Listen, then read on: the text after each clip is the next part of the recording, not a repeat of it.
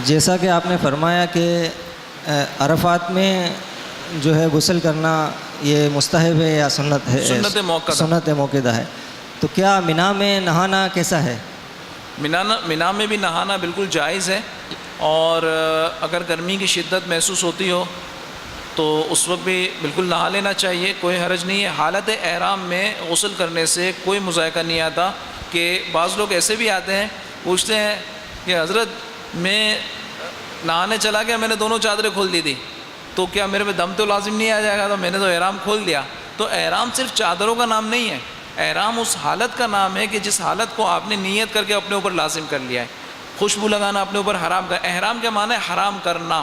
اپنے آپ پر آپ نے خوشبو حرام کر دی، اپنے آپ پر آپ نے سر ڈھکنا حرام کر دیا. مردوں کے لیے حکم ہے، چہرے پہ کوئی چیز مس نہیں ہوتی. وہ چیزیں جو حالت احرام میں حرام ہے، ناجائز ہیں، وہ آپ نے اپنے طور پر کی نا. تو صرف چادریں کھل جانے سے جو ہے نا کوئی دم لازم نہیں آتا. تو اس میں نہانے میں کوئی مذائقہ نہیں، کوئی حرج نہیں ہے، نہا سکتے ہیں.